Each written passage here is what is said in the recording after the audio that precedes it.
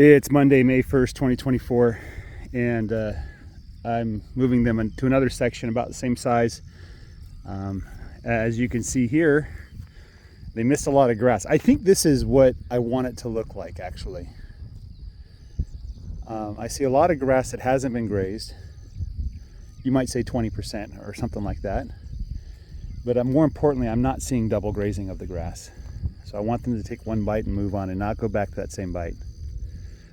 So this is what happened to that paddock I gave them last night. This is what I moved them into. I'm measuring the paddock sizes by, counting steps. And this one I gave a little bit more area.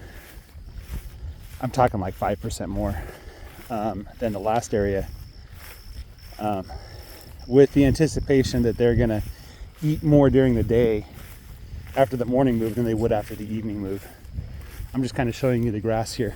And the grass is going to get ridiculous, and it looks like I have 2 or 3 more moves left in this row before I run out of row. Now the issue is I came into this row Monday morning. It's Tuesday. It'll probably work out okay. I'll probably be out of here in 3.5 days, which is ideal, and there's I keep repeating myself endlessly, but there's 2 reasons why I don't spend more than 3 days in a row.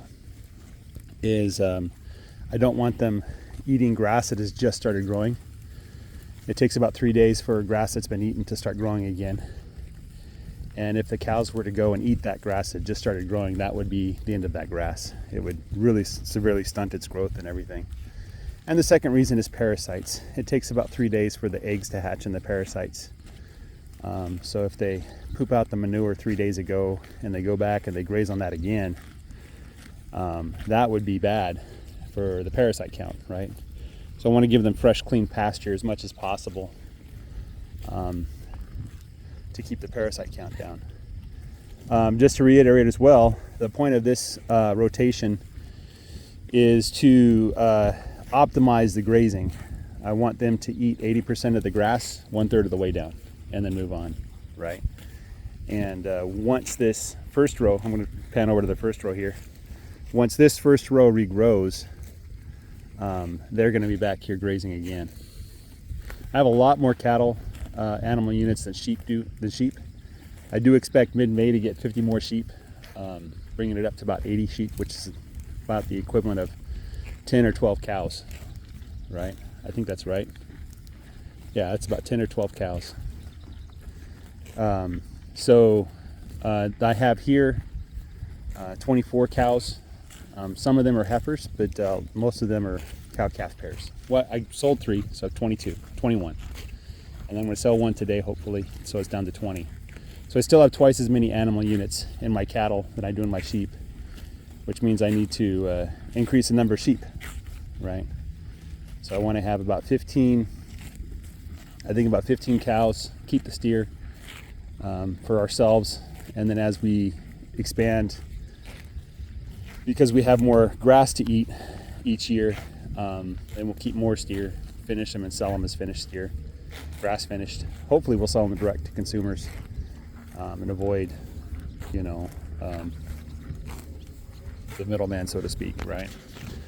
And then the sheep is kind of the same story, except I don't plan on butchering them and selling them directly, unless you really want them, in which case I'll make arrangements. But they get a good enough price in the sale barn. It's kind of not worth the extra effort right now. So sheep, keep all the ewes, the ewe lambs, sell the ram lambs, and that's the goal there. So you can see the fly count isn't that bad. There are flies on these cows. Their coats look like their coats have slicked off now. They're in their summer coat. It is about 70-something degrees. The sun is warm. A gentle breeze blowing from the east. We don't expect rain today. There might be some rain today, but we don't expect it. And then there'll be some rain tomorrow, about 1 inch. Brownie's got quite a few flies on her, but you can see her coat is starting to get thick with that grease, that oil that they produce to keep the flies off. It looks like everything is hunky-dory here. So not much more to add. Guys, have a great day and take care. Bye-bye.